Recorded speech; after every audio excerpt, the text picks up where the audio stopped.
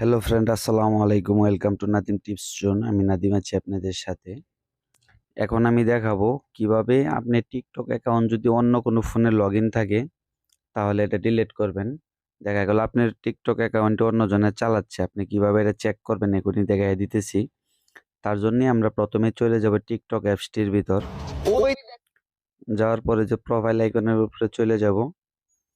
এই জায়গায় চলে আসার পর ওই যে উপরে দেখুন 3 লাইন যে আইকন আছে ওইটার উপর একটা ক্লিক করে দিবেন। দেওয়ার পর ঠিক এরকম একটি অপশন চলে আসবে। আসার পরে দেখুন সেটিং অ্যান্ড প্রাইভেসি যে অপশনটা আছে ওইটার উপর একটা ক্লিক করে দিব। ঠিক এরকম একটি অপশন চলে আসবে। ক্লিক করার পরে দেখুন এই যে আবার যে সিকিউরিটি অপশনটা আছে ওইটার উপর একটি ক্লিক করে দিবেন। আমি ক্লিক করে দিলাম। দেওয়ার পর এখন চলে যাব ম্যানেজ ডিভাইস, ওইটার উপর একটা ক্লিক করব। এই যে দেখুন এখন আমার বর্তমান যে আমি ফোনটাতে চালাইতেছি ওপো A78 ওইটার ভিতর চলতেছে। আর ওই যে বাকি যে দেখুন এই সাইডে লগ ইন করা হয়েছিল ওই ফোনগুলা ওই জায়গায় দেওয়া আছে, আমি ওগুলা ডিলিট করে দিব, রিমুভ। থ্যাংক ইউ ভিডিওটি দেখার জন্য। আর ভিডিওটি ভালো লাগলে অবশ্যই লাইক কমেন্ট শেয়ার করে দিবেন।